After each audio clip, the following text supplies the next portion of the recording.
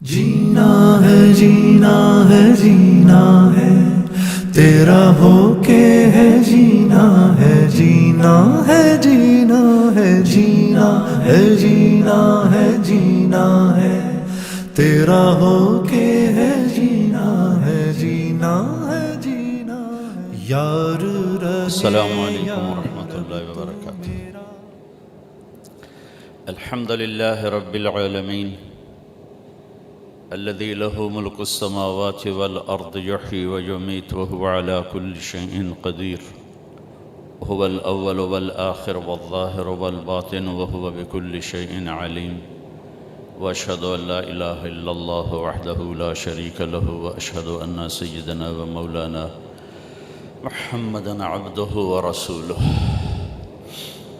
أرسله بالحق بشيرا ونذيرا وداعيا إلى الله بإذنه وسراجا منيرا، صلى الله تعالى عليه وعلى آله وعلى أصحابه وبارك وسلم تسليما كثيرا كثيرا، أما بعد فأعوذ بالله من الشيطان الرجيم، بسم الله الرحمن الرحيم۔ أفحسبتم أنما خلقناكم عبثا وأنكم إلينا لا ترجعون، فتعالى الله الملك الحق لا إله إلا هو رب العرش الكريم۔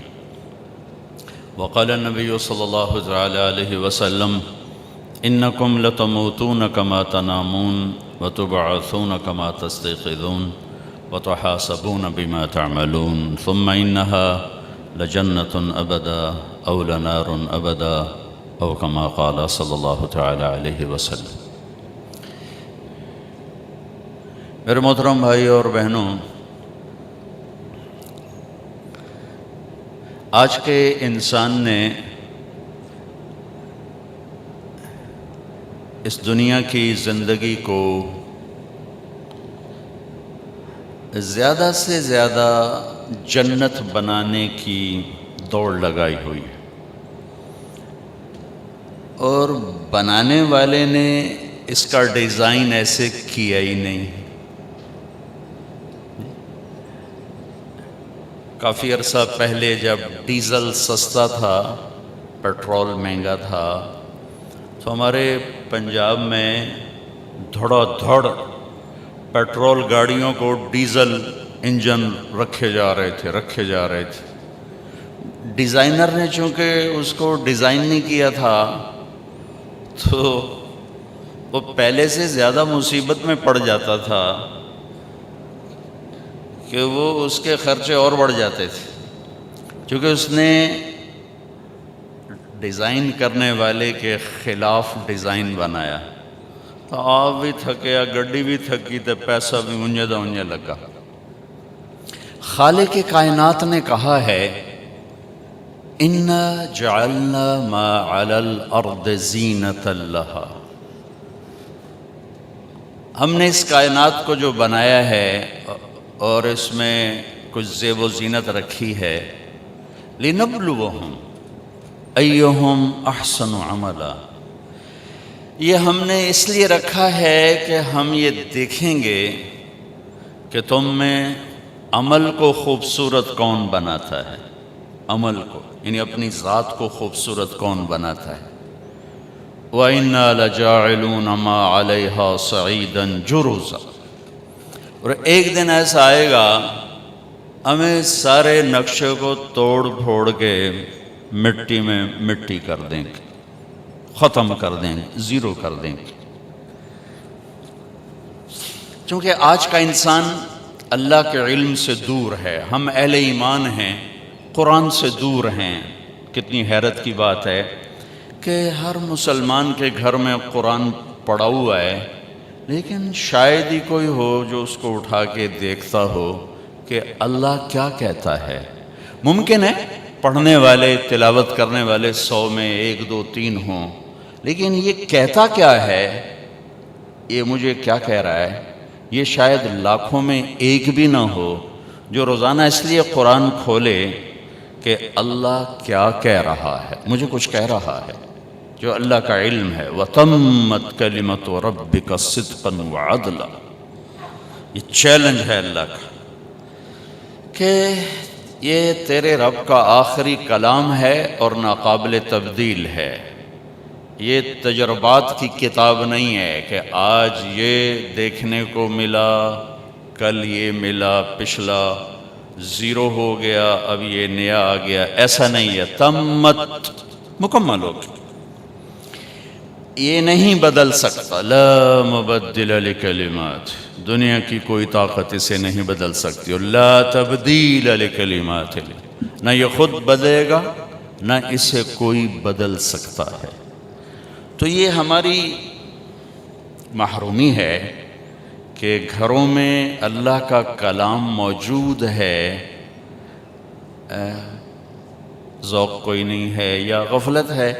کیا کہہ رہا ہے اللہ؟ میں ایسے موقعوں پہ کہا کرتا ہوں کہ اور کچھ نہیں تو صرف وہ جگہ ضرور پڑھیں جس میں اللہ کہہ رہا ہے یا ایھا الذین آمنو، اے ایمان والو۔ چونکہ یہ بات صرف مجھ سے ہو رہی، آپ سے ہو رہی۔ جب اللہ تعالیٰ کہتا ہے یا ایھا الناس، ساری دنیا سے بات کر رہا ہے، اے انسانوں، یا بنی آدم، اے آدم کی اولاد، ساری آدم کی نسل سے بات ہو رہی۔ یا ایھا الذین ہادو، اے یہود، تو ان سے بات ہو رہی۔ یا اہل الکتاب، اے اہل کتاب، ان سے بات ہو رہی۔ یا ایھا الذین کفروا، کافروں سے بات ہو رہی۔ لیکن جب اللہ کہتا ہے نا یا ایھا الذین آمنو، اے ایمان والو، تو اس کی مثال ایسا ہی ہے کہ آپ سب بیٹھے ہیں اور میں کہوں بھائی عثمان ذرا ادھر آنا، تم سے بات کرنا، تو میں اس کو یہاں بلا کے اس کے کان میں بات شروع کروں، آپ سب کے جی میں آئے گا کوئی خاص بات ہو رہی، وہ خاص بات ہو رہی۔ تو پورے قرآن میں صرف 89، 90 بھی پورا نہیں، 100 تو نہیں، 90 بھی پورا نہیں، صرف 89، ایک کم 90۔ اس میں اللہ کہتا ہے اے ایمان والو، اے ایمان والو، اور اس میں بھی ہر دفعہ نئی بات نہیں ہے، بعض اوقات ایک ہی بات کو کئی دفعہ۔ یا ایھا الذین آمنوا اتقوا اللہ ولا تموتن الا وانتم مسلمون۔ یا ایھا الذین آمنوا اتقوا اللہ حق تقاتہ، یا ایھا الذین آمنوا اتقوا اللہ ولتنظر نفس ما قدمت لغد، یا ایھا الذین آمنوا اتقوا اللہ۔ یہ ایمان والو تقوی اختیار کرو 4 دفعہ، شاید اس سے بھی زیادہ ہو، ایک بات کو 4 دفعہ کہا، ہر دفعہ نئی بات نہیں ہے، ہر دفعہ یا ایھا الذین آمنوا آمنوا باللہ ورسولہ، اے ایمان والو اللہ اس کے رسول پر ایمان لاؤ۔ یا ایھا الذین آمنوا هل ادلکم علی تجارۃ تنجیکم من عذاب علیم تؤمنون باللہ ورسولہ، اے ایمان والو ایمان لاؤ۔ تکرار ہے، کئی باتوں کو بار بار اللہ نے دہرایا ہے۔ تو میں اتنا ضرور سارے مجمع سے کہوں گا کہ اپنا کوئی ٹائم ٹیبل ایسا بنا لیں کہ کم از کم یا ایھا الذین آمنو کے بعد اللہ کیا کہہ رہا ہے اس کو تھوڑا ہم پڑھتے رہا کریں کہ ہمیں پتہ تو چلے کہ اس کائنات کا مالک کیا چاہتا ہے، کیا کہتا ہے، کس چیز سے روکتا ہے، کدھر بلاتا ہے، کسے حقیقت کہتا ہے، کسے دھوکہ کہتا ہے۔ تو میں یہ عرض کر رہا تھا کہ چونکہ اللہ کے علم سے دوری ہے، اللہ کے علم کا ذوق بھی نہیں رہا، تو اب اپنے علم کے مطابق چلنا شروع کیا۔ تو اس وقت ساری دنیا پر مغرب کا قبضہ ہے، مغربی فکر کا قبضہ ہے، اور اہل مغرب کے تصور میں نہ جنت ہے نہ جہنم ہے، صرف یہی زندگی ہے، اور انسان کے اندر خوب سے خوب کی تلاش ہے، لہٰذا وہ اس کو جنت بنانے کا زور لگا رہے ہیں، اسے جنت بنانا ہے، لیکن یہ بن نہیں سکتی، ڈیزائنر نے ڈیزائن نہیں کیا، اس کے نظام سے ٹکر ہے، ہو نہیں سکتا۔ اچھا فرض کرو بن بھی جائے، موت کو کیا کرے گا؟ موت سے کہاں سے بھاگے؟ وہ جو بعض روایات میں آتا ہے کہ یمن کے بادشاہ شداد نے کہا جو جنت مسلمانوں کا رب ان کو موت کے بعد کہتا ہے میں یہیں بنا دیتا ہوں، تو اس نے پورا ایک چھوٹا سا شہر آباد کر دیا، بنوایا، جس میں سارے گھر سونے کے، چاندی کے، اور سڑکیں سونے کی، چاندی کی، کافی عرصہ وہ جنت بنتی رہی، اور جب وہ مکمل ہو گئی تو وہ اس کا افتتاح کرنے کے لیے گیا، ایک پاؤں اندر تھا ایک باہر تھا، اللہ نے کہا جان نکالنا، دروازے پر گر کے مر گیا۔ تو اس کا کیا کرے گا؟ اسے دیکھنا بھی نصیب نہ ہو۔ ایک دفعہ اللہ تعالیٰ نے اسرائیل سے پوچھا کبھی کسی کی جان لیتے ہوئے رحم بھی آئے؟ کہنے لگا 2 دفعہ۔ یہ اتنی مضبوط روایات نہیں ہیں، کمزور روایات ہیں، پہلے میں بتا دیتا ہوں۔ کہ ایک دفعہ ایک کشتی ٹوٹ گئی، ایک عورت ایک تختے پہ جان بچانے کے لیے سوار ہو گئی، کچھ بہہ گئے وہ بچ گئی، اس نے وہاں بچہ جانا، تو نے مجھے کہا اس کی جان نکال لے، عورت کی، تو مجھے اس بچے پہ رحم آیا کہ اس کا کیا بنے گا جو بیچ پانی میں ابھی پیدا ہوا ہے۔ اور اس کے بعد شداد کی جان نکالتے ہوئے رحم آیا کہ کم بخت نے اتنی جان لگا کے جنت بنائی، تو نے دیکھنے بھی نہ دیا اور دروازے بھی جان نکالے۔ تو اللہ تعالیٰ نے فرمایا تمہیں خبر ہے یہ شداد کون ہے؟ کہا نہیں، کہا یہ وہی بچہ ہے جس پر تو نے رحم کھایا تھا، میں نے اسے رزق دیا، ملک دیا، وہ میرے ہی مقابلے میں کھڑا ہو گیا۔ تو آج کا جو انسان ہے وہ اس دنیا کو جنت بنانا چاہتا ہے، نہیں بن سکتی۔ یہی ہو جائے نا اگر کہ یہ زندگی اچھی گزر جائے جو ہے، تو یہی ہماری جنت ہے۔ اچھا، زندگی کا اچھا ہونا ایک اور چیپٹر ہے، اور ضروریات زندگی کا اچھا ہونا یہ اور چیپٹر ہے۔ ہر انسان خوبصورت زندگی گزار سکتا ہے، لیکن ضروریات زندگی ہر انسان خوبصورت نہیں لے سکتا۔ نحن قسمنا بینہم معیشتہم، ہم نے تمہارے درمیان رزق کو تقسیم کیا ہے۔ یبسط الرزق لمن یشاء ویقدر، کسی کو زیادہ دیتے ہیں کسی کو کم دیتے ہیں۔ جنوری فروری ہمارا چلے کی جماعت تھی، افریقہ کے 8 ملک، ہزاروں سال پرانی زندگی دیکھ کے آئے ہیں، وہاں ایک دن گزارنا مشکل تھا، وہ نسل در نسل آباد ہیں، اور شاید ہم سے زیادہ خوش ہوں گے وہ۔ تو آسائش، سہولت، ضروریات زندگی ہر ایک کے لیے برابر نہیں ہو سکتی، لیکن زندگی خوبصورت ہر انسان گزار سکتا، ڈیفنس میں رہتا ہو یا ادھر لیاری میں رہتا ہو، زندگی خوبصورت بن سکتی۔ وہ جو میں 8 ملک دیکھ کر آئی ہوں افریقہ کے، ان میں رہتا ہو، یا ابھی میں انگلینڈ سے ہو کے آ رہا ہوں، 2 ہفتے کا میرا سفر تھا، وہیں سے سیدھا آپ کے پاس آ رہا ہوں، یا انگلینڈ کی زندگی ہو، زندگی کو خوبصورت بنانا ہر مرد عورت کے لیے برابر اسباب ہیں۔ ضروریات زندگی کسی کی زیادہ کسی کی کم۔ زندگی خوبصورت بنتی ہے اللہ اور اس کے رسول کے سامنے سر جھکانے سے۔ لَقَدْ كَانَ لَكُمْ فِي رَسُولِ اللَّهِ أُسْوَةٌ حَسَنَةٌ لِمَنْ كَانَ يَرْجُو اللَّهَ وَالْيَوْمَ الْآخِرَ وَذَكَرَ اللَّهَ كَثِيرًا۔ اللہ تعالیٰ نے بڑی خوبصورت بات فرمائی۔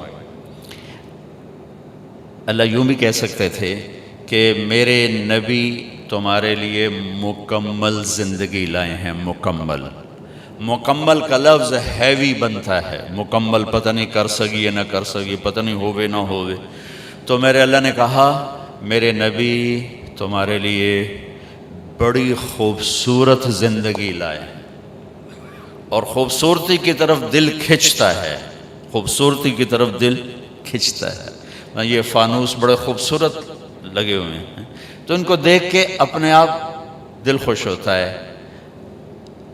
ہر خوبصورت چیز کی طرف دل کھنچتا ہے، وہ آواز ہو، وہ کلام ہو، وہ تحریر ہو، وہ کوئی منظر ہو، وہ کوئی شکل و صورت ہو، وہ کپڑا ہو، وہ زیور ہو، گھر ہو، گاڑی ہو، ہر خوبصورت چیز کی طرف دل کھنچتا ہے۔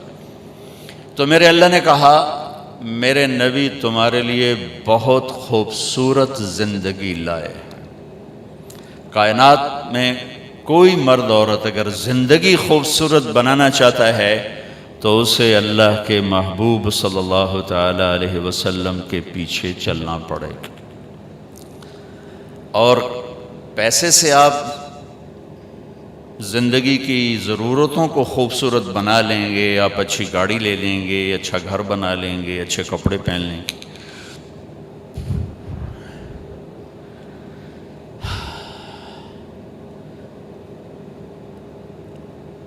وہاں مانچسٹر میں ایک دوست کی گاڑی میں بیٹھا تو اس کے پاس یہ موبائل تھا، یہ موبائل، تو میں نے ایسے اٹھا لیا تو مجھے لگا جیسے یہ پیچھے سونا لگا ہوا ہے، مجھے ایسے لگا کہ سونا ہے اور ایسے ہیرے لگے ہوئے تھے چھوٹے چھوٹے۔ میں نے کہا یہ ہیرے ہیں؟ کہا جی ہاں۔ یہ سونے کا کور؟ جی ہے۔ میں نے کہا یہ کتنے کا ہے؟ کہا جی یہ 70,000 پاؤنڈ کا ہے۔ میں کہتا اے کم 70,000 نال کردہ پیا تو 70,000 پاؤنڈ لائن، یا تو کوئی وادھو کام کرے یا پھر تو کم ٹھیک آئی کہ جی آپ ہی گل سنا دینا، ڈائل نہ کرو آپ ہی بولنا لگ جاتا ہے۔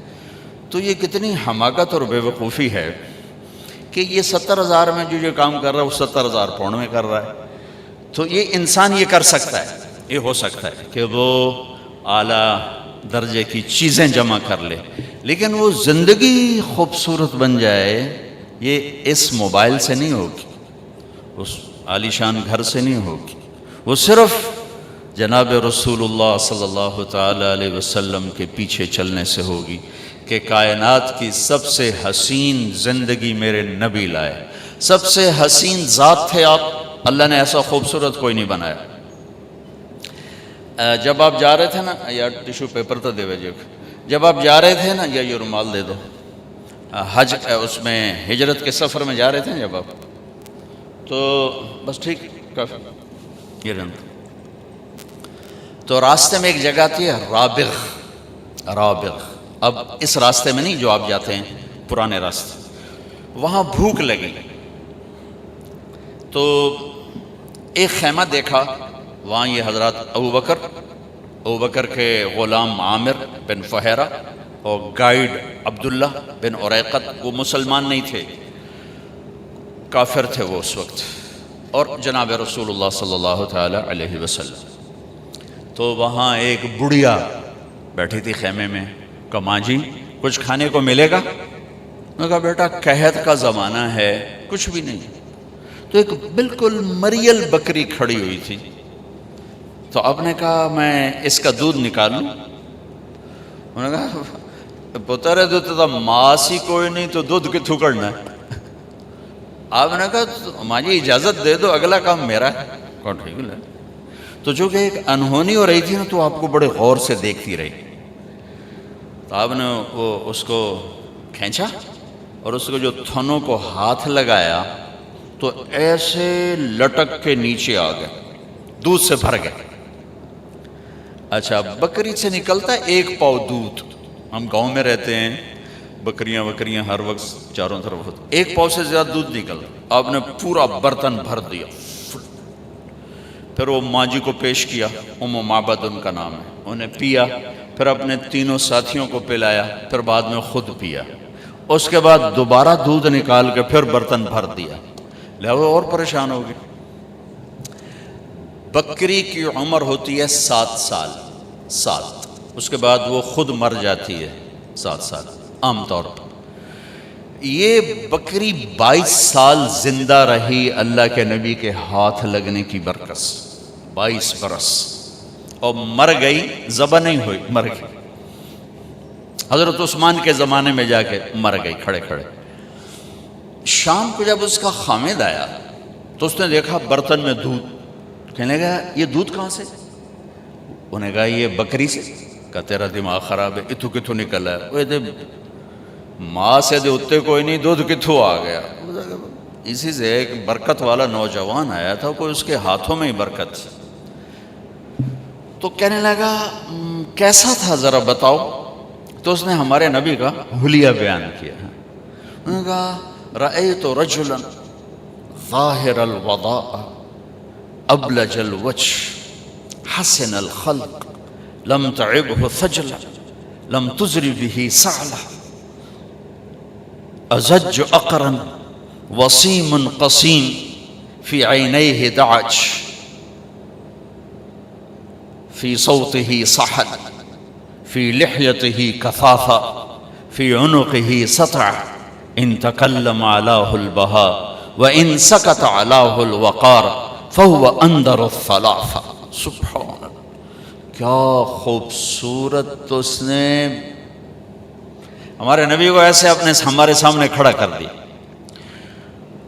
وہ کہنے لگی میں نے ایک نوجوان دیکھا، مجھے یوں لگا جیسے 14ویں کا چاند کپڑے پہن کے زمین پہ اتر آیا ہو، مجھے تو ایسا لگا جیسے 14ویں کا چاند خود ہی اتر آیا ہو کپڑے پہن گیا۔ چمکتا چہرہ، خوبصورت جسم، پیٹ بڑھا ہوا نہیں، سر کے بال اڑے ہوئے نہیں، یعنی گنجے نہیں، سر سے لے کر پاؤں تک چمکتا ہوا جسم، جدھر سے دیکھتی تھی حسین نظر آتے تھے، قسیم، جتنا دیکھتی تھی دیکھنے کا شوق بڑھتا تھا، وسیم۔ دنیا میں خوبصورت تو ہر دور میں آتے رہیں گے، وسیم اور قسیم دنیا میں ایک آیا، نہ پہلے نہ بعد۔ یوسف علیہ السلام دنیا کے سب سے حسین تھے، لیکن وسیم اور قسیم صرف ایک ہستی ہیں، ایک ہستی، وہ ہمارے نبی ہیں۔ کہ وسیم اسے کہتے ہیں جس کو جتنا دیکھا جائے اتنا دیکھنے کا شوق بڑھے، آنکھ نہ بھرے، آنکھ نہ بھرے۔ اب ایک دفعہ دیکھتے ہیں زیادہ شوق ہوتا ہے، دوسری دفعہ اس سے کم، تیسری دفعہ اس سے کم، آخر میں آپ کہتے ہیں یار ویکھو یا چھڈو پرا، ویکھو یا چھڈو پرا۔ وسیم اسے کہتے ہیں جس کو زندگی بھر دیکھو آنکھ نہ بھرے، اسے کہتے ہیں وسیم۔ اور قسیم اسے کہتے ہیں کہ جس کو جدھر سے دیکھو ہر طرف سے حسن کے جلوے ہوں، اسے کہتے ہیں قسیم۔ سر سے لے کر پاؤں کے ناخن تک، سر کے بالوں سے پاؤں کے ناخن تک جس کی ہر چیز خوبصورت ہو، اس کو کہتے ہیں قسیم۔ تو میں اس بی بی پہ قربان جاؤں، اس نے کیا وصف بیان کیا، کیا یوں لگا جیسے چاند کپڑے پہن کے آ گیا ہو، یوں لگا جیسے 14ویں کا چاند زمین پہ اتر آیا ہو۔ جدھر سے دیکھتی تھی حسن ہی حسن تھا، اور جتنا دیکھتی تھی دیکھنے کا شوق بڑھتا تھا، آنکھیں بڑی خوبصورت۔ میں ایک حدیث اور ساتھ جوڑ دیتا ہوں، آپ کی آنکھوں کے بارے میں 7 الفاظ ہیں، ادعج، اشکل، اکحل، احور، اہدب، انجل، ابرج، 7 الفاظ۔ اور ان 7 کا ایک ترجمہ ہے کہ اللہ نے کائنات میں ایسی آنکھ کسی کو نہیں عطا فرمائی۔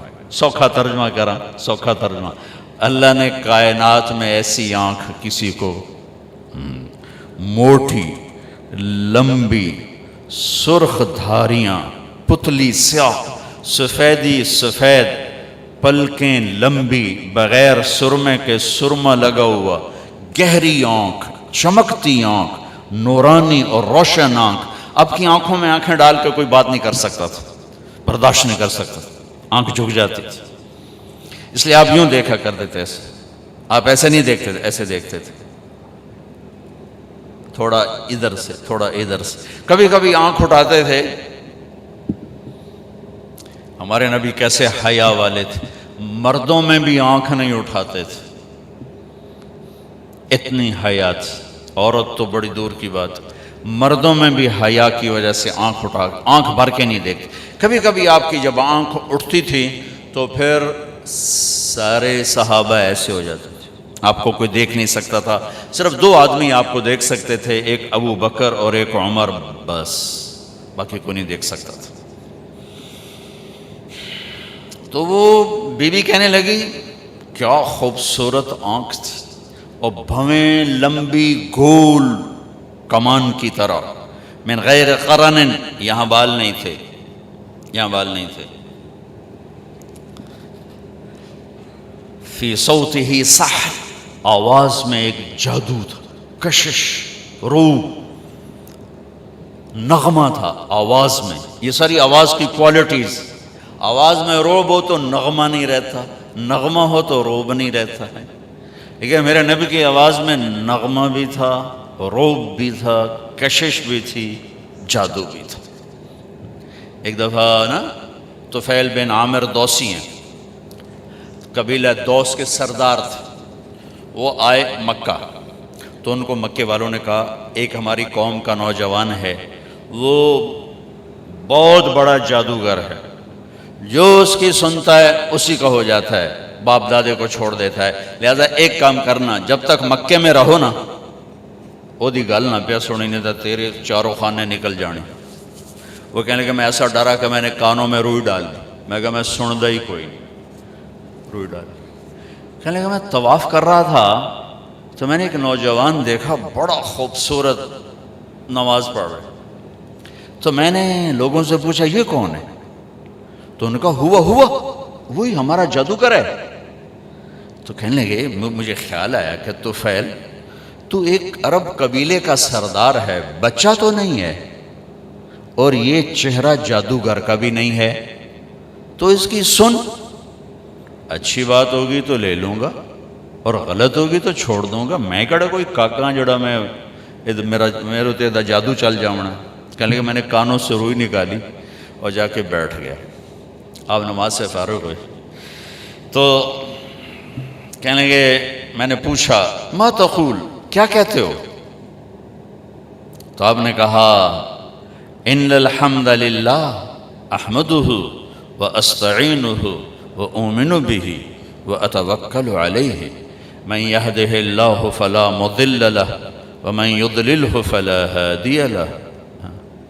چونکہ وہ عرب تھا نا، اس کلام کو سمجھتا تھا، یہ خطبے کے کلمات ہیں، لیکن میرے آپ کے لیے کوئی اس میں کشش نہیں ہے چونکہ ہم اس کی گہرائی نہیں سمجھتے، لیکن کہنے لگا اعید فقد بلغنا قاموس البحر، ارے نوجوان ذرا دوبارہ سنا دے، تیرے چند لفظوں نے 7 سمندر پی لیے ہیں، 7 سمندر پی لیے۔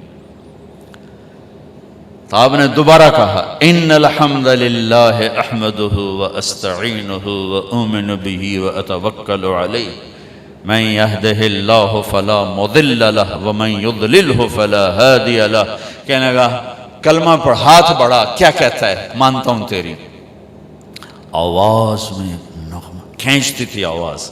تو وہ ماں جی کہہ رہی تھوڑی دیر میں اس نے سارا نقشہ کھینچ کے بتایا تھا کہ جب بولتے تھے ایک نور چھا جاتا تھا، جب خاموش ہوتے تھے ایک وقار چھا جاتا تھا، آنکھوں میں ایک کشش تھی، ایک جاذبیت تھی، گہرائی تھی، روشنی تھی، نور تھا، پلکیں دراز تھیں، چہرہ چاند کی طرح چمکتا ہوا تھا، یتلألؤ وجہہ تلألؤ القمر لیلۃ البدر، داڑھی بڑی خوبصورت گھنی تھی، گردن سراہی دار لمبی تھی، تینوں میں سب سے نمایاں ہستی تھے۔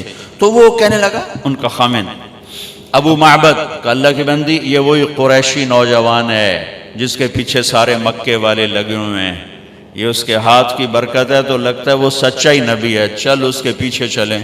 تو دونوں میاں بیوی چلتے چلتے مدینہ پہنچے اور اللہ کے نبی کے ہاتھ پر جا کے کلمہ پڑھا۔ تو اللہ نے آپ کی ذات اتنی خوبصورت بنائی، سبحان، پھر آپ کو اخلاق ایسے عالی شان دیے۔ ایک چھوٹی سی مثال دیتا ہوں، مطلب میں آپ کی طرف متوجہ ہوں. مجھے عثمان اگر کہے گا نا مولوی صاحب تو میں اتنا ہی کروں گا جی، اور اتنا کہنے سے کافی ہو گیا جی. لیکن جب ہمارے نبی پاک صلی اللہ تعالی علیہ وسلم کو کوئی بلاتا نا یا رسول اللہ، ادھر سے یا رسول اللہ، آپ نے زندگی بھر کبھی ایسے نہیں کیا. یہ بھائی بیٹھے نا، یہ مجھے کہیں جی مولوی صاحب تو میں اتنا ہی کروں گا. لیکن جب ہمارے نبی کو کوئی بلاتا یا رسول اللہ تو آپ ایسے نہیں کرتے تھے، اب یوں کرتے تھے، پورا موڑتے تھے اس کی طرف.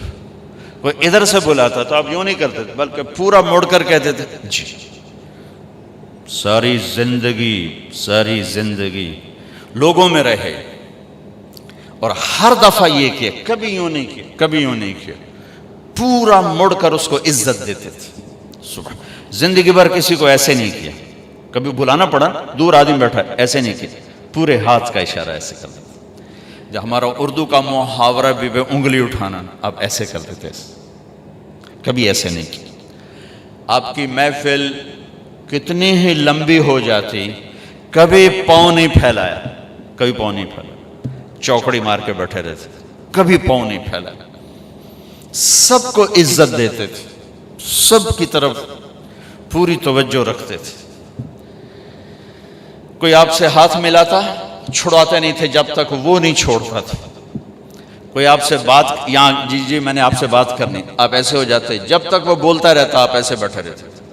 ادھر آ کے بیٹھا ہے یوں ہو جاتے، ادھر بیٹھا ہے یوں ہو جاتے. زندگی بھر کسی کو ڈانٹا نہیں، کسی کو تھپڑ نہیں مارا، کسی کو چھڑی نہیں ماری. حنین کی جنگ میں شکست ہوگی پہلے، پھر بعد میں فتح ہوئی.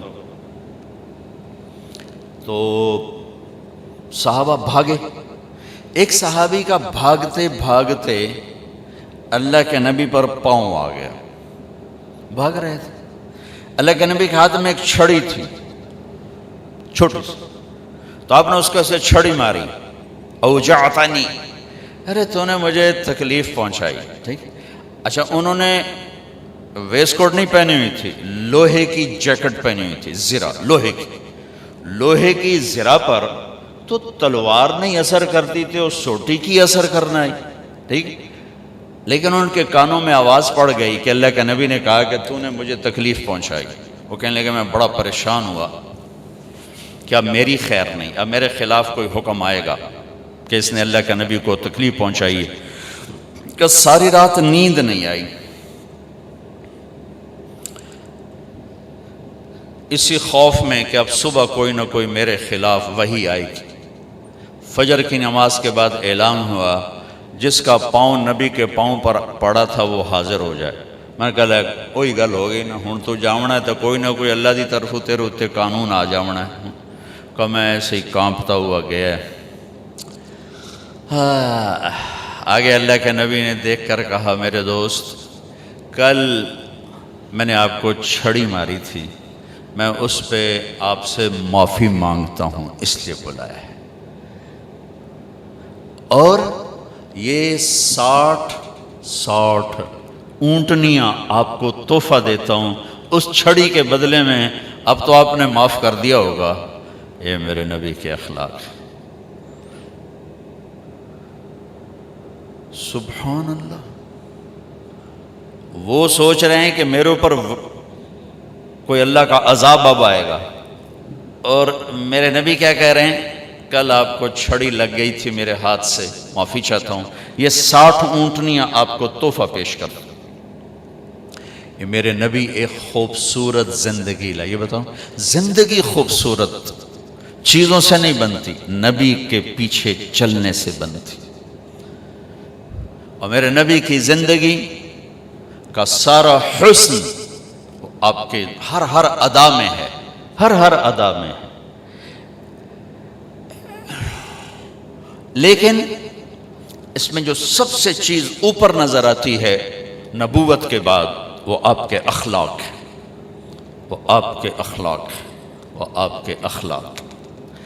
ہمارے نبی نے لمبی نمازیں پڑھی تو اللہ نے فرمایا اتنی لمبی نہیں چاہیے، آپ درمیانے درجے کی نماز پڑھیں. ما انزلنا علیک القرآن لتشقی. آپ نے سارا مال اٹھا کے خرچ کر دیا، سخاوت بہت بڑا عمل ہے، نماز بہت بڑا عمل ہے۔ اللہ تعالیٰ نے فرمایا نہیں میرے نبی، اتنی سخاوت نہیں چاہیے، لا تبسطها کل البسط فتقعد ملوما محسورا، آپ کچھ اپنے لیے بھی بچا کے رکھیں، سب کچھ دے کے پھر آپ تنگ بیٹھے ہوں، یہ ہمیں پسند نہیں ہے۔ آپ دنیا میں تبلیغ کے لیے آئے اور اس کے لیے آپ نے اپنے آپ کو تھکایا کھپایا، اور زیادہ کڑھن اور دکھ درد میں جب مبتلا ہوئے تو اللہ نے اس سے بھی روک کر کہا فَلَا تَذْهَبْ نَفْسُكَ عَلَيْهِمْ حَسَرَاتٍ، اے میرے نبی آپ تبلیغ کریں لیکن اتنا غم نہ کریں کہ خود ہی ہلاک ہو جائیں، آپ کی اپنی جان چلی جائے۔ تو ہم نے آپ کو 3 بڑے عمل بتائے ہیں۔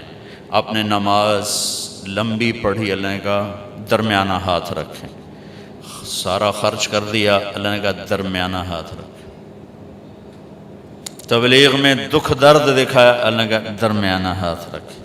لیکن جب ہمارے نبی نے اخلاق بلند کیے، اخلاق، تو اللہ تعالیٰ اور جیسے کہہ رہے تھے درمیانہ درمیانہ درمیانہ، یہاں بھی اللہ کہتے ذرا درمیانہ، تھوڑا جا کوڑا بھی ہو کے بھی کھایا کر، کوئی تھوڑی جی اکھ بھی کھایا کر۔ جیسے آپ لوگ کہتے ہو نوکروں کے ساتھ سختی نہ کریں تو کام نہیں کرتے، یا آپ سارے جو مالدار لوگ ہو، آپ کے ذہن میں یہ شیطان نے بٹھایا ہوا ہے کہ نادے نال سختی نہ کرو تو کم ہی نہیں دیں دے۔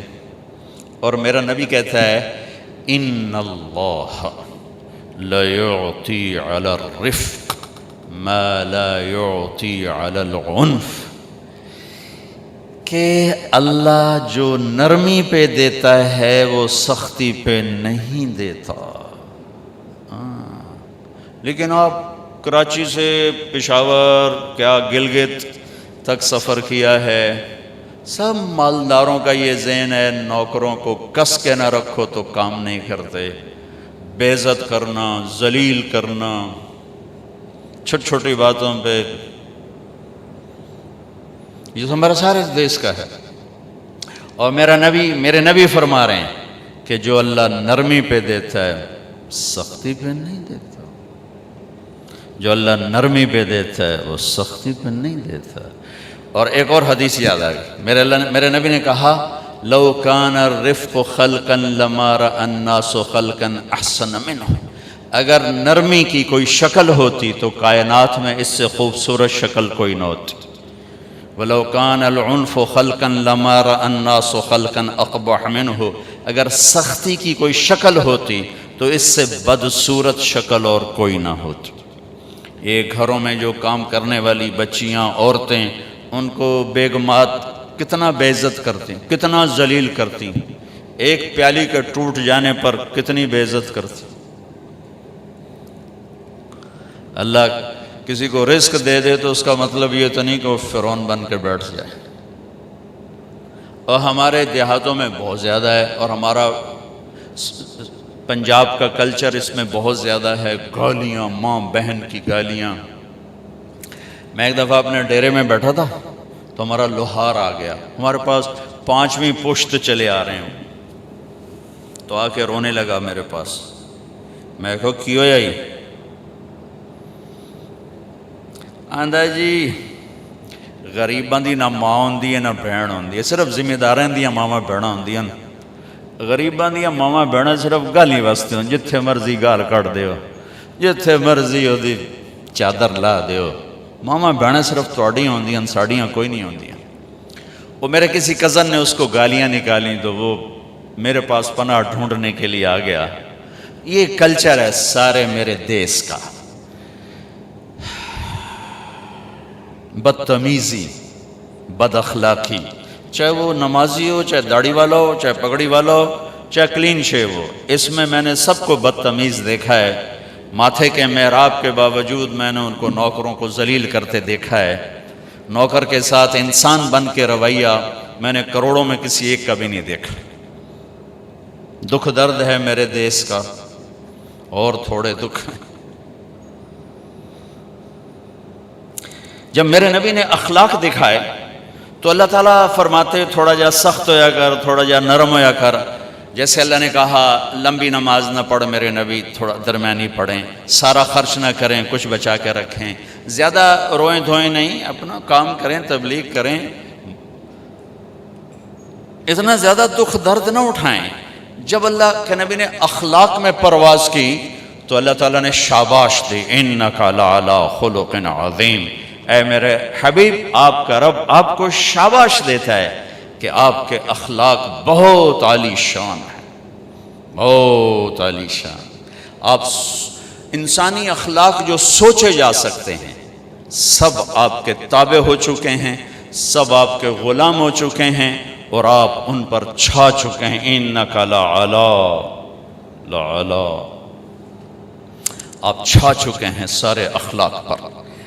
اور قسم اٹھائی قسم کے ساتھ، نون والقلم وما یسطرون، مجھے قسم ہے قلم اور اس کی تحریر کی، ما انت بنعمت ربک بمجنون وان لک لاجرا غیر ممنون وانک لعلی خلق عظیم۔ میرے حبیب، آپ کا رب قسم اٹھا کے کہتا ہے سارے اخلاق آپ کے غلام بن چکے ہیں، آپ کے تابع ہو چکے ہیں۔ تو میرے بھائی بہنوں، زندگی کو خوبصورت بنانا ہے تو اپنے نبی والے اخلاق سیکھ لیں۔ عبادات کا چیپٹر بہت چھوٹا سا ہے۔ آپ میں سے ابھی جو بھائی فرض حج کے پہ جا رہے ہیں، اس کے بعد موت تک آپ سے کوئی مطالبہ نہیں کہ آپ آ کے حج کریں، ایک دفعہ بس۔ زکوٰۃ حج پیسے والوں کے لیے ہے، غریبوں کے لیے نہیں ہے، اور زکوٰۃ پورے سال میں 2 منٹ کا کام ہے، جیب سے نکال کے اور حقدار کو دے دیا، ختم۔ یہ 15-20 دن کا حج کر کے ساری زندگی کی چھٹی، سال میں 1 دفعہ روزے 1 مہینہ، اور نماز 5 دفعہ۔ نماز میں معافی کوئی نہیں، باقی ہر چیز میں اللہ تعالیٰ نے گنجائش رکھی ہے۔ زکوٰۃ آج فرض ہوئی ہے، 1 مہینے بعد دے دو، ایک سال کے اندر جب دے دو۔ اس سال حج فرض ہو گیا ہے، زندگی میں کسی وقت کر لو، روزے میں بیمار ہو گئے ہو بعد میں رکھ لو، صرف ایک نماز میں اللہ نے کہا کہ یہ چھٹی نہیں ہے، اسے ہر حال میں ادا کرنا ہے، اس کی معافی نہیں۔ اس کو اللہ نے مضبوطی سے بیان فرمایا، اقیموا الصلاۃ وآتوا الزکاۃ، اقیموا الصلاۃ وآتوا الزکاۃ۔ 10 دفعہ قرآن میں آیا ہے نماز پڑھو زکوٰۃ دو، نماز پڑھو زکوٰۃ دو، لیکن 5 وقت کا کام ہے نا، 24 گھنٹے کا کام تو نہیں ہے۔ اہمیت کے لحاظ سے عبادات میں سب سے اعلیٰ درجہ نماز کا ہے، سب سے اعلیٰ درجہ نماز کا ہے، معافی کوئی۔ میں کہا کرتا ہوں اگر گنجائش ہوتی تو اس 14 صدی میں کربلا والوں کو گنجائش ہوتی کہ نماز چھوڑ دیتے۔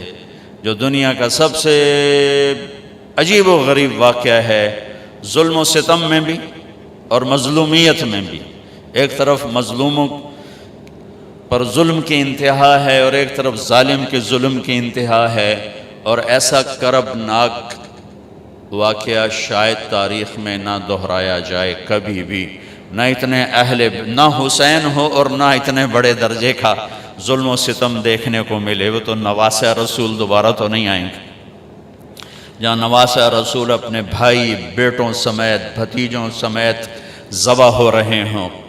زمین آسمان نے کبھی یہ منظر دیکھا یا دیکھے گی؟ نماز کا وقت آیا، امام علی مقام نے زہیر ان کے ایک ساتھی تھے، ان سے کہا کہ یہ شمر سے کہو ہمیں نماز پڑھنے تھی، نماز پڑھنے تھی۔ ہوئے ہوئے ہوئے،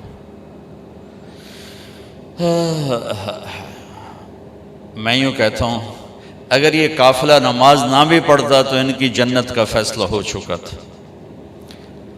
یہ تو بالکل موت کے کنارے پر کھڑے تھے اور لہو لہان تھے سارے قافلے والے۔ انہوں نے آگے جا کر شمر سے کہا نماز پڑھنے دو، انہوں نے کہا ہم نہیں پڑھنے دیں گے، نماز میں بھی ہماری تلوار چلے گی۔ تو انہوں نے واپس آ کر بتلایا کہ وہ راضی نہیں ہے۔ تو آپ نے کہا ٹھیک ہے، آدھے نماز پڑھو آدھے جنگ کرو۔ نماز نہیں چھوڑی، آدھے نماز پڑھو آدھے جنگ۔ ہمارے کتنے دوست ہیں اچھے نمازی ہو جی میٹنگ چل رہی تھی اس لیے نماز چھوٹ گئی، قضا پڑھ لواں گے، پیچھے پڑھ لواں گے، میٹنگ چل رہی تھی نماز چھوٹ گئی۔ کربلا سے بڑا واقعہ انسانی تاریخ میں نہیں آئے گا، نماز نہیں چھوڑی، نہیں چھوڑی۔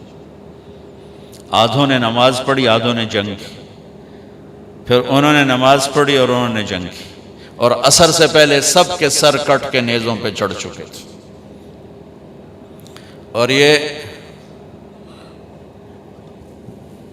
وہ شہزادے تھے جن کو اللہ کے نبی نے کہا حسن اور حسین جنت کے نوجوانوں کے سردار، اور ان کو یہ سرداری اس شہادت کی وجہ سے نہیں مل رہی، ابھی ماں کی گود میں دودھ پیتے تھے جب اللہ کے نبی نے کہہ دیا تھا حسن اور حسین جنت کے نوجوانوں کے سردار ہیں، جن کے نام اللہ نے تجویز کیے۔ جب حسن پیدا ہوئے تو آپ نے حضرت علی سے پوچھا کیا نام رکھا ہے؟ ان کا جی حرب، حرب کہتے ہیں لڑاکا۔ آپ نے کہا نہیں، اس کا نام ہے حسن۔ پھر حسین پیدا ہوئے، آپ نے کہا کیا نام رکھا ہے؟ کہا جی حرب، کا نہیں، اس کا نام ہے حسین۔ پھر آپ نے فرمایا کہ اللہ نے یہ دو نام میرے بچوں کے لیے رکھے ہوئے تھے، آج تک کسی کو یہ نام نہیں دیے گئے، پہلی دفعہ میری اولاد کو دیے جا رہے ہیں، حسن اور حسین جنت کے نوجوانوں کے سردار۔ اور عین شہادت کے وقت میں نماز نہیں چھوڑی، تو آپ لوگ میٹنگ کی وجہ سے نماز کیسے چھوڑ سکتے؟ یا میں میٹنگ کی وجہ سے نماز کیسے چھوڑ سکتا؟ یا ہماری مستورات گھر کے کام کاج کی وجہ سے نماز کیسے چھوڑ سکتی؟ یہ ایک ایسی چیز ہے جس میں اللہ نے کوئی گنجائش نہیں رکھی، اور ایسی نماز 14 صدی میں شاید ہی کسی نے پڑھی ہو جیسی اس قافلے نے پڑھ کے اللہ کو دکھا دی کہ زیر خنجر بھی یہ پیغام سنایا ہم۔ تو عبادات میں نماز کو مضبوطی سے بیان کیا گیا ہے، لیکن سارا مختصر چارٹ ہے، 5 نمازیں ہیں، 30 روزے ہیں، زکوٰۃ حج مالداروں پر ہے، لیکن جو اخلاق ہیں جس سے زندگی خوبصورت بنتی ہے۔ حج میں بھی اللہ نے جب پابندی لگائی لا رفث ولا فسوق ولا جدال، ابھی دیکھو احرام کے بعد اب بدتمیزی نہیں کرنی، گناہ نہیں کرنا، جھگڑا نہیں کرنا۔ عبادات کا ایک مطالبہ فاذکروا اللہ ذکرا کثیرا کذکرکم آباءکم او اشد ذکرا، ایک مطالبہ کہ احرام میں حج میں میرا ذکر کثرت سے کرنا۔ باقی جو اللہ نے سارا زور لگا ہے، کہا دیکھو بھائی کوئی بدتمیزی کا بول نہیں بولنا، لڑائی نہیں کرنی، کوئی بڑا گناہ نہیں کرنا۔ حج کو بھی خوبصورت بناؤ، اخلاق کے ساتھ، درگزر کے ساتھ، معاف کرنے کے ساتھ۔ معاف کرنے کی عادت ڈالیں گے تو حج خوبصورت بنے گا۔ ہمارے معاشرے میں ناراضگی کو ایسے پالا جاتا ہے جیسے ماں بچے کو پالتی ہے۔ ہم اپنے غصے کو، ہم اپنی ناراضگی کو ایسے پالتے ہیں جیسے ماں بچے کو پالتی۔ بیوی کو روکتے ہیں ادھر نہیں جانا، بچوں کو روکتے ہیں ادھر نہیں جانا، بیوی کہتی ہن تسی ادھر نہیں جانا، میں لڑ کے آ گئی ہوں۔ اور ہماری بڑی چھوٹی چھوٹی لڑائیاں ہیں، بڑی چھوٹی چھوٹی لڑائیاں، بہت معمولی معمولی۔ اور یہ مکہ فتح ہو چکا ہے، اور 18 برس قتل کے منصوبے بنانے والے سامنے کھڑے ہیں، اور آپ نے ایک بول سے کہا جاؤ معاف کیا۔ بیٹی کے قتل کا سبب بننے والے حبار بن اسود، حضرت زینب کی سواری کو برچھا مارا، وہ گریں، زخمی ہوئیں، اسی زخم میں 8 برس اس کے درد اور تکلیف کو سہتے سہتے انتقال ہوا۔ وہ کلمہ پڑھنے آیا، کہا جی معافی چاہتا ہوں کہ جو معاف کیا۔ ادھر بیٹی کے قتل کا جرم ہے اور ادھر آپ کا ظرف ہے جو معاف کیا۔ ہمارا فرد جرم کیا ہے؟ ہمیں شادی پہ نہیں بلایا، بس ہم نے تو بولنا ہی چھوڑ دیا۔ شادی پہ نہیں بلایا، بولنا چھوڑ دیا۔ ادھر فرد جرم کیا ہے؟ بیٹی کے موت کا سبب ہے، جاؤ معاف کیا۔ یہ عبداللہ بن ابی سرحہ ایمان لائے، پھر مرتد ہو گئے، نبوت کے دعوے تک پہنچ گئے۔ قرآن کہنے لگے میرے اوپر بھی قرآن اترتا جیسے ان پر اترتا ہے۔ اتنے بڑے بڑے فرد جرم، اور حضرت عثمان ان کو لے کر آئے، جی یہ معافی مانگنا ہے، آپ نے جاؤ معاف کیا۔ ہماری فرد جرم کیا ہے؟ ہم نے رشتہ مانگا ہمیں رشتہ ہی نہیں دیا, ہم نے بائیکاٹ کر دیا. میں بیمار تھا میں نے پوچھنا ہی نہیں آیا, اسی بس گل ہی مکا چھڑی. یہ ہماری لڑائیاں ہیں, یہ ہمارے گھروں کے جھگڑے ہیں. آپ نے عثمان بن ابی طلحہ سے کہا ذرا بیت اللہ تو کھول دے, میں نے نماز پڑھنی. تو وہ کہنے لگا جاؤ جاؤ تمہارے لیے کھول دوں. یہ جب آپ مکے میں تھے تو آپ نے کہا وہ کیا دن ہوگا جب یہ چابی میرے ہاتھ میں ہوگی, جسے چاہوں گا دوں گا. وہ کہنے لگا وہ دن کبھی نہیں آئے گا. مکہ فتح ہو گیا تو عثمان بن ابی طلحہ بھاگ گئے, کہ بھائی آج میری خیر کوئی نہیں. تو آپ نے حضرت علی سے فرمایا جاؤ اسے پکڑ کے لاؤ. حضرت علی رضی اللہ تعالیٰ عنہ پکڑ کے لائے, چابی بھی اور وہ بھی, اور ایسے کھڑے ہوئے. چابی آپ نے ایسے, لمبی چابی میں نے دیکھی ہوئی, لمبی چابی. تو حضرت عباس پاس کھڑے تھے, پاس, کہنے کہ یا رسول اللہ ہمارے خاندان میں پانی پلانا بھی ہے اور حاجیوں کو کھانا کھلانا بھی ہے, چابی بھی ہمیں دے دیں تو سارے حج کی عزت بنو ہاشم کے پاس آ جائے گی, یعنی آل رسول کے پاس آ جائے گی, اہل البیت کے پاس. اب یہ کوئی دنیاوی منصب نہیں تھا, دینی منصب تھا, خدمت کا تھا, تو ایک اچھی چیز تھی میرے خاندان میں آ جائے. ٹھیک ہے. اور کہنے والے چچا ہیں, اور آگے سامنے وہ کھڑا ہے جس نے بے عزت کیا تھا. یا رسول اللہ یہ چابی ہمیں دے دیں, ہمارے خاندان میں سقایا بھی ہو گیا, حجابہ بھی ہو گیا, چابی بھی ہو گئی, تو ہمیں دے دیں. تو آپ نے حضرت عباس کی نہیں سنی, عثمان یوں کھڑے. آپ نے کہا عثمان, وہ ساری نہیں اٹھا رہا شرم کی وجہ سے. عثمان تو نے ایسے دیکھا شرمندگی سے. آپ نے کہا یہ کیا ہے؟ یہ وہی چابی ہے جو میں نے تمہیں کہا تھا وہ کیا دن ہوگا جس دن یہ چابی میرے ہاتھ میں ہوگی. خود ہو خالدن طالد, تو نے تو میرے لیے دروازہ نہیں کھولا تھا, میں یہ چابی تیرے ہاتھ میں دے رہا ہوں, قیامت تک تیری اولاد میں رہے گی, باہر نہیں نکل. ہائے ہائے ہائے, واہ یا رسول اللہ. چھوٹی چھوٹی باتوں پہ انسان ذبح ہو رہے ہیں, طلاقیں ہو رہی ہیں, سگے بہن بھائی آپس میں ٹوٹ رہے ہیں, ماں باپ اولاد نفرت کا شکار ہیں, پڑوسی پارٹنر آگ لگی ہوئی ہے. میرے پیسے مار لیے بائیکاٹ, میں نے رشتہ مانگا بائیکاٹ, میرے سلام کا جواب نہیں دیا بائیکاٹ, مجھے پوچھنے نہیں آیا بائیکاٹ, مجھے شادی پہ نہیں بلایا بائیکاٹ, ہم سے مشورہ نہیں لیا بائیکاٹ. یہ میری آپ کی لڑائیاں ہیں, اور ایسی ہیں کہ نفرتوں کی آگ بھڑک اٹھی ہے, آسمان کا پانی بھی بجھانے میں ناکام ہو رہا ہے. کیا میرے نبی نے معاف کر کے دکھایا ہے. اور آپ مکے کا کفر دیکھیں, مکے کا کفر, آخری نبی سے ٹکر لی, اتنا بڑا کفر تھا, آخری نبی سے ٹکر لی. معجزے دیکھے, یوں اشارہ کیا, چاند کے 2 ٹکڑے ہو گئے. کہنے لگے چاند پہ جادو کر دیا, نہیں کلمہ پڑھا. آپ نے ایک بکری کی دستی پکائی, ایک بکری کی دستی کتنی ہوگی؟ 2 کلو. 40 آدمیوں نے کھانا کھایا اور ایک بوٹی کم نہیں ہوئی, اسی طرح ہانڈی بھری ہوئی, سالن اسی طرح, اور 40 آدمی کھانا کھا گئے. 3 دن مسلسل آپ نے ایسا کر کے دکھایا. کہنے لگے کھانے پہ جادو کر دیا.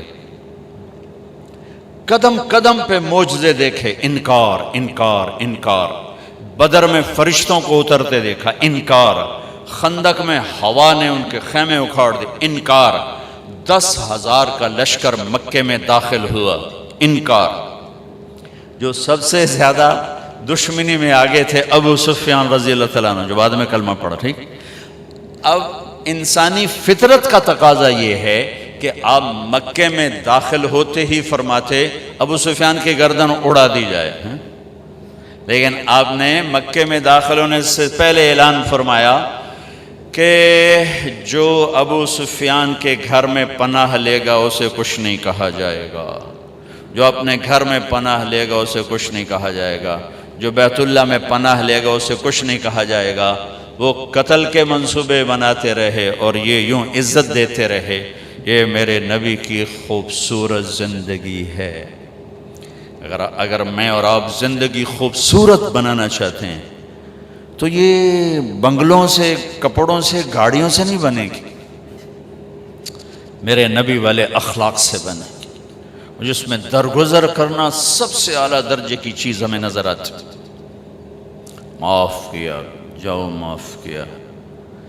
اب سوئے ہوئے ہیں، ایک بدو نے آپ کی تلوار اٹھائی اور یہاں ماری، آپ اٹھ کے بیٹھ گئے تو اس کے ہاتھ میں تلوار یوں سیدھی کی. من یمنعک منی، کون بچائے گا؟ تو آپ مسکرائے. آپ نے کہا اللہ، تو اس کا ہاتھ کانپا، تلوار گر گئی. تو آپ نے یوں تلوار اٹھا گئی، یوں سیدھی کی. تجھے کون بچائے گا؟ کہنے لگا میں تو ہی بچاؤں. تو آپ نے کہا کلمہ پڑھتے ہو؟ کہنے لگا نہیں پڑھتا. کہا جاؤ معاف کی. جب وہ کلمہ نہیں پڑھ رہا تھا تو اس وقت تو قتل کر دیتے کہ میں نے قتل کرنا آیا. اگر نہیں میں نہیں پڑھتا. کہا جاؤ معاف کی. مکے سے طوائف آئی، طوائف، سارا اس کا نام تھا، سارا گانے والی، ناچنے والی، اور آگے مدینے پہنچ گئی. کہنے لگی فاکو مر گئی ہوں میری مدد کر. اللہ کے نبی سے کہہ رہی گانے والی، ناچنے والی، فاکو مر گئی ہوں میری مدد کر. تو آپ نے کہا کلمہ پڑھتی ہو؟ آپ نے کہا کلمہ پڑھتی ہو؟ کہنے لگا نہیں پڑھتی. نہیں پڑھتی. کفر، ناچنے والی، گانے والی، ٹھیک ہے. کلمہ پڑھتی ہو؟ کہا نہیں پڑھتی. تو آپ کہتے ہیں نو فاتح باہر کر دو. نہیں. تو آپ نے کہا میں اپنی خاندان والوں سے کہتا ہوں اس عورت کی مدد کرو. اپنے خاندان میں اپنے خاندان سے کہتا ہوں اس عورت کو بھر دو. یہ اپنا خاندان کیوں کہا؟ سب صحابہ سے کیوں نہیں کہا کہ کسی کے جی میں یہ نہ آئے کہ طوائف کی مدد کر رہے ہیں؟ لہذا اپنے خاندان سے کہا میرے گھر والے اس کی مدد کرو، اور اس کو بھر کے بھیجا. یہ میرے نبی کے اخلاق ہیں.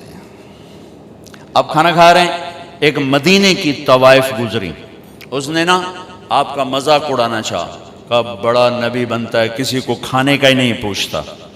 تو آپ نے کہا آ جا. حالانکہ آپ کہتے ہیں انہوں 2 لتر مارو تو دفع کرو. یہ طوائف ہو کے کی گل کر رہی.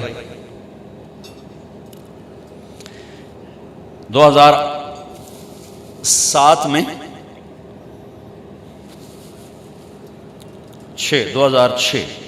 2006 میں نرگس میرے ساتھ حج پر تھی. لاہور کا گروپ تھا، اس کے ساتھ ہم گئے ہوئے تھے. اس کو تیار کیا تھا. تو عرفات والے دن وہ شام کو اس کا رو رو کے برا حال تھا. کیا پتہ چلا کہ وہ میٹرس نہیں بچھاتے یہ لوگ جو حج ٹور والے ہوتے ہیں، وہاں 3-4 خواتین بیٹھی تھیں، وہ بھی جا کے بیٹھ گئی. تو انہوں نے اس کو طوائف اور رنڈی اور کیا کچھ کہہ کر وہاں سے اٹھا دیا اور بے عزت کیا، بہت زیادہ بے عزت کی. تو اس کو اتنی مشکل سے سمجھا بجھا کے اس کو نرم کیا. میں نے کہا میں اب کس کے سامنے رونا روں؟ یہ وہ جگہ ہے جہاں میرا اللہ کہتا ہے اتنے گناہ لے کر آؤ جتنے بارش کے قطرے ہیں معاف کر دوں گا، اتنے لے کر آؤ جتنے ریت کے ذرے ہیں معاف کر دوں گا، اتنے لے کر آؤ جتنے درختوں کے پتے ہیں معاف کر دوں. تو ایک طوائف کے پاس اتنے گناہ تو نہیں ہیں کہ وہ بارش کے قطروں سے زیادہ ہو جائیں، یا ریت کے ذروں سے بڑھ جائیں، یا درختوں کے پتوں سے بڑھ جائیں. لیکن نفرت نفرت نفرت نفرت انسانی نہیں سمجھتا. ایک ہوتا ہے پیسے کا تکبر، وہ بھی بڑا خوفناک ہے. ایک ہوتا ہے نیکی کا تکبر، یہ پیسے سے زیادہ خوفناک ہے. میری گل ذرا کان کھول کے سنیں آجے. ایک پیسے کا تکبر ہے، یہ بھی بڑی بھیڑی شے ہے، لیکن نیکی کا تکبر اس سے بھی زیادہ ہوتا ہے. یہ آدمی کو ایسے ہی گراتا ہے اللہ کی نظروں سے جیسے بڑے بڑے گناہوں سے انسان اللہ کی نظروں سے گرتا ہے۔ اس کا یہ میں نے آپ کو نمونہ دکھایا کہ اٹھ جا یہاں سے، طوائف ناچنے والی، وہ تو توبہ کرنے گئی تھی وہ، اور اس نے کی توبہ، گھر بیٹھ گئی۔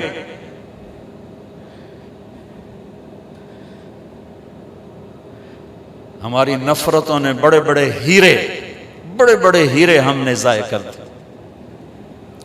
نسیم وکی ایک اداکار ہے، اس کی والدہ فوت ہو گئی، میں اس کا جنازہ پڑھانے گیا تو سارے اداکار ہی تھے، 250-300، تو میں نے سب کو بٹھا لیا۔ عجب ان کے حلیے حال تھے، کس ماحول میں، ہر گناہ اس ماحول میں ہوتا ہے جس میں وہ ان کی زندگی گزرے، ہر گناہ۔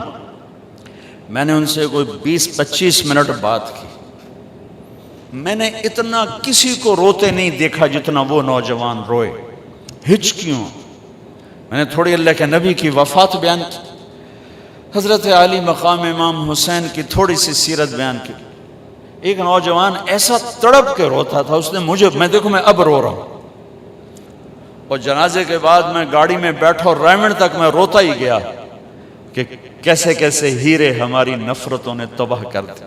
کنجر کنجر کنجر، رنڈی طوائف طوائف۔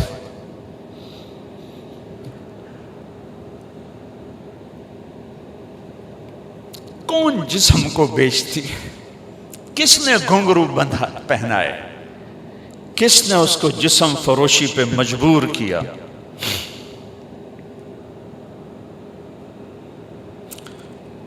یہ کوئی عورت کی فطرت تھوڑا ہی ہے کہ اپنا جسم بیچنے کے لیے منڈی میں آ جائے، اپنے جسم کی نمائش کے لیے گھنگرو باندھے۔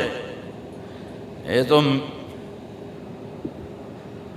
نچوانے والے میاں صاحب، سیٹھ صاحب، چودھری صاحب، سردار صاحب، ان کی کلغی سفید رہی، اس کے ماتھے پہ طوائف کا داغ لگا، موت بھی نہ دھو سکی۔ میرا ضلع ملتان ہے، 1818 میں رنجیت سنگھ نے ملتان فتح کیا تھا، مظفر خان سے حکومت چھینی، شہید ہوئی، تو اس نے 3 بازار حسن بنائے، ایک ملتان میں، ایک کیروڑ پکا میں، ایک تلمبا۔ تلمبا میرا ہوم ٹاؤن ہے، میرے گاؤں سے 3 کلومیٹر۔ آج سے کوئی 10 سال پہلے میں نے وہاں، مجھے خیال آیا کہ یہ اگر قیامت کے دن انہوں نے گریبان پکڑ لیا کہ ساری دنیا میں تبلیغ کی اور ہمیں آ کے نہ بتایا تو ہم تو مارے گئے۔ وہاں طوائفوں سے ملنا شروع کیا، ان کو کبھی گھر بلایا، کبھی ان کے پاس۔ جب پہلی دفعہ ان سے ملاقات ہوئی تو ہمارے ایک ساتھی نے کہا، بیٹیوں ہم آپ پہ عزت کی چادر ڈالنے آئے ہیں۔ ایک چھوٹا سا جملہ ہے، ایک جملہ، ہم آپ پہ عزت کی چادر ڈالنے آئے ہیں۔ تو وہ ایسے روئیں جیسے کوئی دکھوں کا مارا روتا ہے، کہنے لگیں یہاں تو کپڑے اتارنے آتے ہیں لوگ، آپ کون ہیں جو ہم پہ چادر ڈالنے آئے ہیں؟ یہاں تو لوگ کپڑے اتارنے آتے ہیں۔ کپڑے اتارنے والے اسی طرح میاں صاحب ہیں، ان کی عزت پہ کوئی فرق نہیں آیا، وہ طوائف بن گئی۔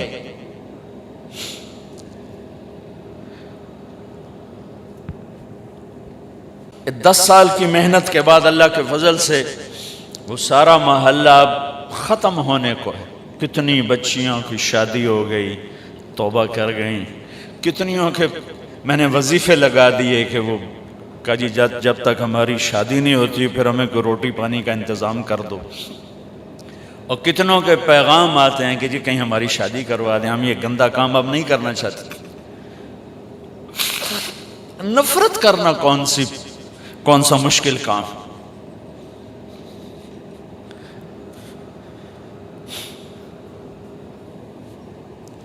وہ طوائف کہنے لگی یہ کیسا نبی ہے جو کسی کو پوچھتا ہی نہیں۔ آپ نے کہا آجا، تو بھی آجا، بٹھا لی۔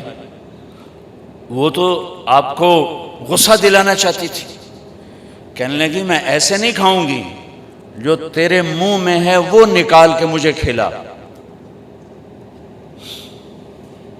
اور ہماری پنجابی کی مثال ہے کبا، سمجھتے ہیں کبڑا، کبے نو لت لگی وہ سدھا ہو گیا، ان کو سے لت ماری وہ سدھا ہو گیا۔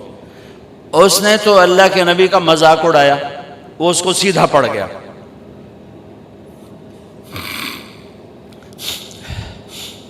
جب اللہ کے نبی کا لعاب اس کے منہ میں جب گیا تو کیا ہونا تھا؟ جو ہی آپ کے منہ کا نوالا اس کے منہ میں گیا، اس نے وہیں کلمہ پڑھ لیا اور مدینے کی حیادار پاک دامن عورت بن گئی۔ میرے بھائی بہنوں، زندگی کی خوبصورتی حج سے نہیں ہوگی، نماز سے نہیں ہوگی، روزے سے نہیں ہوگی، ذکر و تلاوت سے نہیں ہوگی۔ ہاں، یہ ہماری فاؤنڈیشن ہے، ہماری بنیاد بنے گی۔ بنیاد کے بغیر عمارت نہیں بنتی۔ اگر زندگی کو خوبصورت بنانا ہے، اس میں حج بھی ایک عمل ہے، تو اپنے اخلاق خوبصورت، نبی والے اخلاق سیکھیں۔ آپ کا گھر خوبصورت، آپ کا زندگی کا سفر خوبصورت، آپ کی اولاد آپ سے خوش، آپ اپنی اولاد سے خوش، آپ کی بیوی آپ کو دعائیں دے گی، آپ اپنی بیوی کو دعائیں دیں گے۔ اگر نبی والے اخلاق زندہ ہو جائیں تو ساری زندگی میں بہار آ جائے، بہار آ جائے۔ محل میں رہ کر بھی مزہ ہے، جھونپڑے میں رہ کر بھی مزہ ہے، کیونکہ زندگی احساسات کو کہتے ہیں، کپڑوں زیور کو زندگی نہیں کہتے۔ جب احساسات ٹوٹتے ہیں پھر کوئی چیز خوش نہیں کرتی۔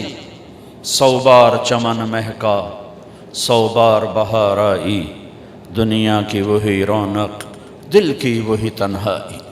دنیا کی محفلوں سے اکتا گیا ہوں یا رب، کیا لطف انجمن کا جب دل ہی بجھ گیا۔ اور دل جو بجھتا ہے وہ جب رویے غلط ہوتے ہیں اس سے دل بجھتا۔ زبان کے سخت بول، بدتمیزی، معاف نہ کرنا، درگزر نہ کرنا، طنز، یہ زندگی کو ویران کر دیتے۔ تو میری آپ سب سے گزارش ہے، میں نے صرف حج سے متعلق بات نہیں کی، پوری زندگی سے متعلق بات کی ہے کہ اگر میں، آپ یا ہماری مستورات مائیں بہنیں بیٹیاں، اگر یہ اپنی زندگی میں خوبصورتی دیکھنا چاہتی ہیں، ایک جسم کی خوبصورتی ہے جس کو جتنا بچا لیں بڑھاپا کھا جائے گا یا موت کھا جائے گی، نہیں بچ سکتا۔ لیکن ایک اخلاق کی خوبصورتی، ایک زندگی کی خوبصورتی ہے، وہ جتنے آپ کے اخلاق بڑھیں گے آپ کی زندگی خوبصورت ہوتی جائے گی، خوبصورت ہوتی جائے گی، حسین ہوتی جائے گی۔ آپ اللہ کی بارگاہ میں بھی جگہ پالیں گے اور لوگوں کے دلوں میں بھی جگہ پالیں گے کہ ایک میٹھے بول پر آپ دل خرید سکتے ہیں اور ایک کڑوے بول پر ساری زندگی کی محبتوں کو آگ لگ جاتی، کیونکہ تعلق بنتے بنتے بنتا ہے، توڑنے کے لیے تو ایک بولی کافی ہوتا، ایک بولی کافی ہوتا۔ اللہ تعالیٰ نے قرآن میں دل کو شیشے سے تشبیہ دی ہے، شیشے سے، اور عرب کی شاعری میں، اردو کی شاعری میں، فارسی کی شاعری میں دل کو شیشے سے تشبیہ دی گئی ہے۔ میں صرف قرآن سے آپ کو بات کر رہا ہوں۔ المصباح فی زجاجہ، الزجاجۃ کأنہا کوکب دری، یہ دل شیشہ، شیشے سے تشبیہ دینے میں پتہ نہیں کتنی وجوہات ہیں۔ ایک وجہ میرے مضمون سے متعلق، شیشہ ٹوٹے جڑتا نہیں، ہر چیز ٹوٹ جائے جڑ جاتی ہے، شیشہ ٹوٹ جائے نہیں جڑتا، پھر آگ میں ڈالنا پڑے گا۔ یہ کم بخت دل بھی کچھ ایسا ہے یہ ٹوٹے تو جڑتا نہیں، اور اسے توڑنے کے لیے خنجر نہیں چاہیے، یہ زبان ہے جس سے یہ کٹتا ہے، اور اس کو جوڑنے کے لیے کوئی آئنٹمنٹ نہیں چاہیے، یہی زبان کا میٹھا بول ہے جو اسے جوڑ دیتا ہے۔ ایک بول جوڑ دیتا ہے، ایک ہی توڑ دیتا ہے۔ ساری دنیا کا شہد اکٹھا کروں، زبان کا بول اس سے میٹھا ہے۔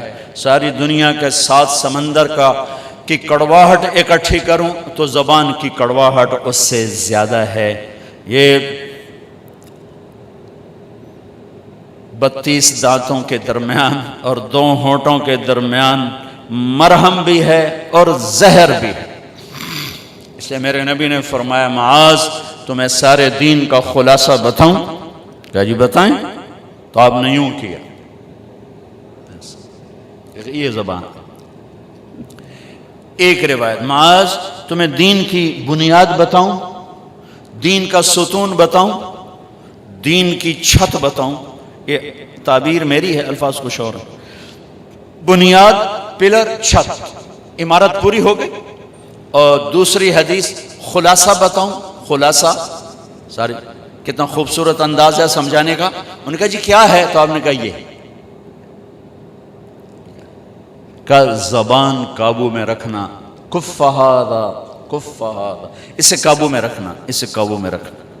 لقمان علیہ السلام کا فرمان ہے، چپ رہنے پہ کبھی نہیں پچھتایا، جب بھی پچھتایا اپنے بول پہ پچھتایا۔ تو میری آپ کی زندگی میں جو خوبصورتی آئے، ایک اس دل کو نفرتوں سے پاک کر دے،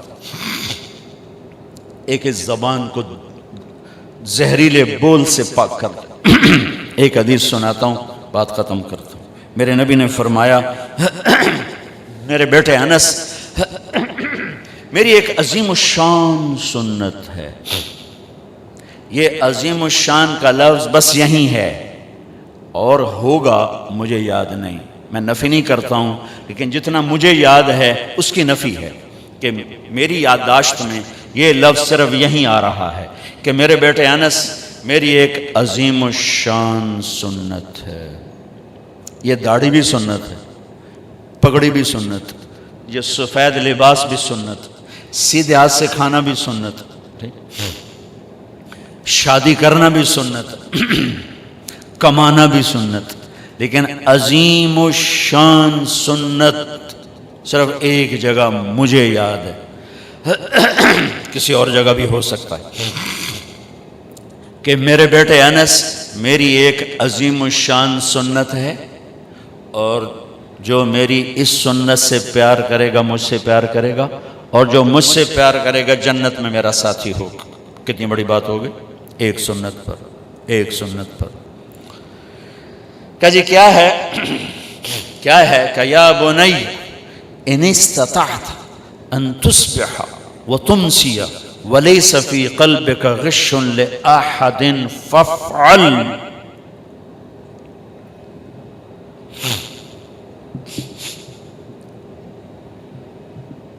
میرے بیٹے انس، تمہیں ایک عظیم الشان سنت بتاتا ہوں۔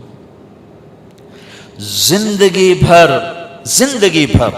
ساری زندگی ایک کام کرتے رہنا، ایک کام ساری زندگی، جوانی میں، بڑھاپے میں، بیماری میں، صحت میں، دن میں، رات میں، سردی میں، گرمی میں، سفر میں، حضر میں، ایک کام کرنا، ایک میری سنت پہ عمل کرنا۔ اس دل میں کسی کی نفرت نہ پالنا، کسی سے نفرت نہ کرنا۔ لأحد مسلم نہیں کہا، مومن نہیں کہا کہ کسی مسلمان سے نفرت نہ کرنا۔ لأحد، اس وقت 7 ارب انسان ہیں دنیا میں، اور میرے نبی فرما رہے ہیں کسی سے نفرت نہ کرنا، کسی سے بغض نہ رکھنا، کسی کا کھوٹ دل میں نہ رکھنا۔ یہ میری وہ سنت ہے، جو اس سے پیار کرے گا مجھ سے پیار کرے گا، جو مجھ سے پیار کرے گا جنت میں میرا ساتھی ہوگا۔ بھائی بہنوں، ہم کپڑے پہنتے ہیں نا، صاف ستھرے پہن کر آئے نا آپ لوگ، میں بھی ابھی بدل کے آیا ہوں، آپ بھی بدل کے ہیں کہ داغ لگا ہوا نہ خود اچھا لگتا ہے نہ لوگوں کو اچھا لگتا ہے. تو نفرت یہ وہ دل کا داغ ہے جو اللہ کو پسند نہیں ہے. اسے صاف کر دیا کریں. دیکھو ہم کھانا کھاتے ہوئے آگے نیپکن رکھتے ہیں اور آستینیں چڑھا کے بیٹھتے ہیں کہ کہیں آستینوں پہ نہ کوئی سالن لگ جائے, اور آگے وہ یہ پہلے اگلے رکھ کے توڑے واسطے روٹی کھواؤں گی نا, روٹی ہے دیکھو نا توڑے واسطے پہلے سامنے رکھے ہوئے بھائی توڑے چولے نہ میلے ہو جائیں. نہیں تو میرا اللہ یہی کہتا ہے ذرا اس کو بھی سانپ کے رکھ, اس پہ داغ نہ لگنے دے نفرت کا. مجھے اچھا نہیں لگتا, نہ میرے نبی کو اچھا لگتا ہے, نہ میرے رب کو اچھا لگتا ہے کہ میں کسی سے نفرت کروں.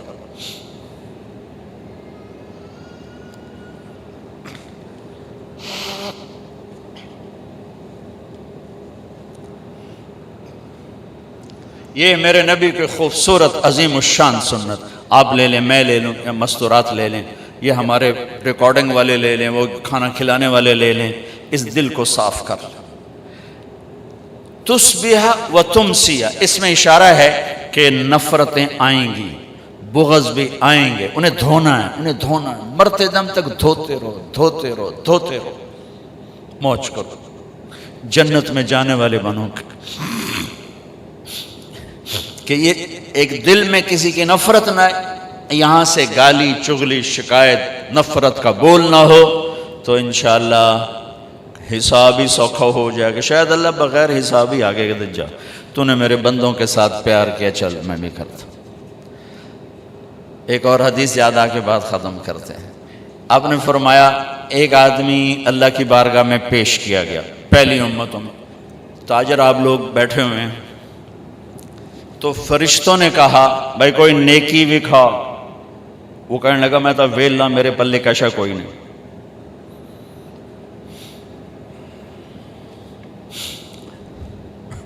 وہ ایک ہمارا بچہ, وہ لارنس کالج ہے نا وہ مری والا, اس میں اس کے داخلے کا تھا. تو کسی نے اس کی سفارش کے لیے کہا, تو وہ اس کے وہ وہاں جو تھا نا وہ ٹیسٹ لیتے ہیں, تو انہوں نے کہا جی کوئی شاید لکھ دا پھر تو کوئی سفارش توڑی مان لے, تو لکھیا ہی کچھ نہیں, ویلا پرچا ہے. ہوں توڑی کی سفارش منی, پرچا ہی سارا ویلا, ایک لفظ نہیں لکھا تو کیا سفارش قبول کرے. وہ کہے گا جی میرا تو پیپر ہی ویلا ہے, میرے تو پلے ہی شاید کچھ نہیں. وہ کہیں گے کوئی یاد کر. وہ کہے گا میں تجارت کرتا تھا, جس سے لینے ہوتے تھے پیسے, اگر وہ نہیں دیتا تھا ٹائم پر تو تنگ نہیں کرتا تھا, اور اگر دینے کی طاقت نہیں رہتی تھی تو معاف کر دیتا تھا. وہ اس کو پکڑ کے اللہ کے سامنے پیش کیا, کہیں گے یا اللہ یہ بندہ ہے, آپ اس کی سن لیں.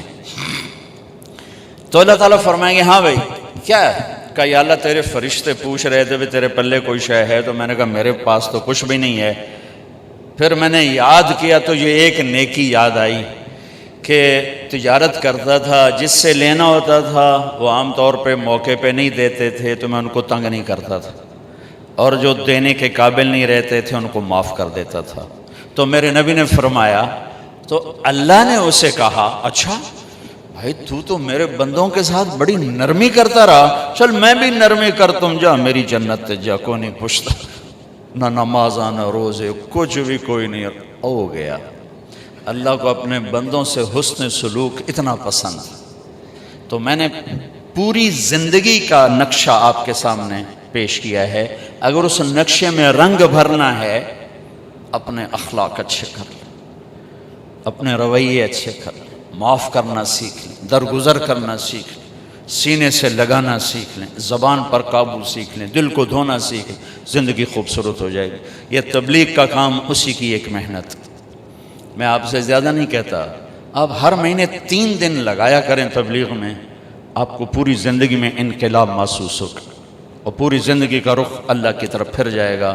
اگر آپ انشاءاللہ کرتے رہیں گے اور اپنے 24 گھنٹے کی زندگی میں ایک نماز کو زندہ رکھیں اور منفی رویوں کو پازیٹیو کر دیا کریں, نیگیٹو کے سامنے نیگیٹو. میں نے ایک ریسرچ پڑھی کہ جو لوگ پازیٹیو سوچتے ہیں ان کو جم جانے کی ضرورت نہیں ہے. ان کے جو پازیٹیو میسیجز ہیں وہ ان کو فریش کرتے رہیں گے. اور جو لوگ نیگیٹو سوچتے ہیں ان کو جم جانے کا فائدہ کوئی نہیں. جتنے مرضی چال این بنڈل ہونا دا کھ نہیں بڑھنا. کہ اندر نفرت بھری ہوئی. وہ باہیں ڈنڈ کڈن تو باہیں بیٹھکاں کڈن. انہاں دے پلے کھ نہیں پڑھنا. وہ اندر سے نفرت نکالیں گے تو کچھ جا کر پازیٹیو نظام چلے گا. تو بھائیو پازیٹیو سوچیں, مثبت سوچیں, مثبت بولیں, معاف کرنا سیکھیں, اللہ بھی معاف کرے گا. لوگوں کے عیب چھپانا سیکھیں.